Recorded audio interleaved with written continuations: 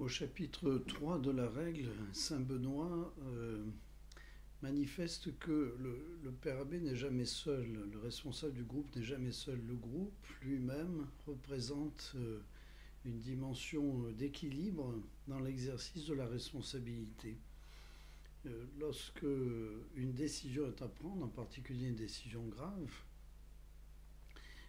toute la communauté doit se réunir. Donc la question, c'est de savoir au fond ce que l'on cherche.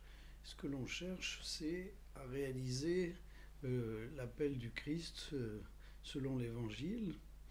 Et pour ça, il faut être en communion fraternelle, et pouvoir discerner ensemble ce qui correspond à cette visée de l'Évangile selon le commandement de l'amour. Alors, réunir la communauté pour des questions importantes, de quelle décision prioritaire il peut s'agir.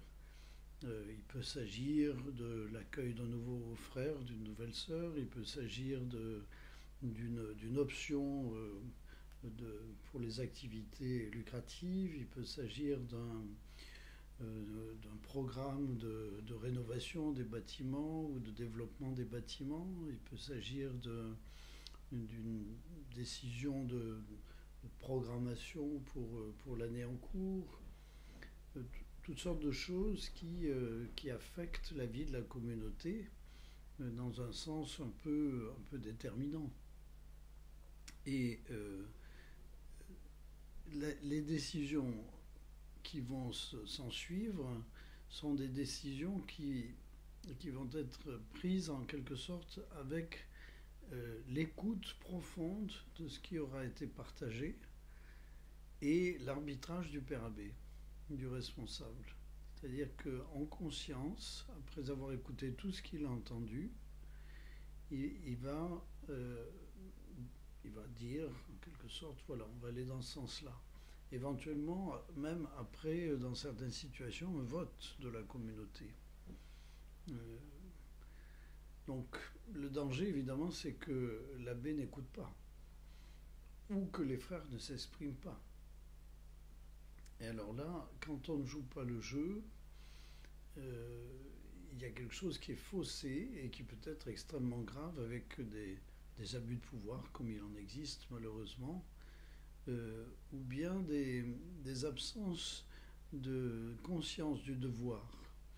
Lorsque des frères n'expriment en quelque sorte que leur pure et simple subjectivité sans regarder au bien commun, ou bien des frères qui se taisent et qui ne profitent pas du droit au chapitre qu'ils ont, puisqu'il s'agit bien de cela, parler en chapitre, il y a quelque chose qui est faussé, et une bonne décision ne peut pas se prendre. C'est la même chose dans la famille, c'est la même chose dans l'entreprise.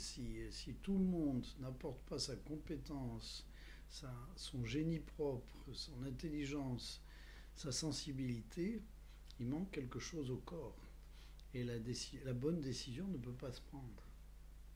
Saint Benoît dit même que quelquefois, ce sont les jeunes qui donnent une impulsion plus forte, et donc qu'il faut écouter avec encore plus d'attention parce qu'on les néglige parfois. Donc il y a un équilibre à trouver entre l'écoute de tous et puis la force de la décision. L'abbé pourrait gouverner tout seul, mais dans ce cas-là, on perd beaucoup. Et il peut y avoir évidemment l'avantage d'une grande efficacité, d'une grande rapidité dans la décision, mais évidemment il peut y avoir le danger d'un arbitraire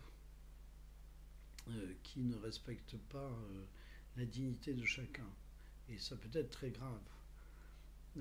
Faire le détour par la communauté, c'est écouter une autre voix, et une voix peut-être plus large et donc plus profonde aussi, qui essaie de mettre en commun des points de vue divers qui représentent une part de la réalité à prendre en compte.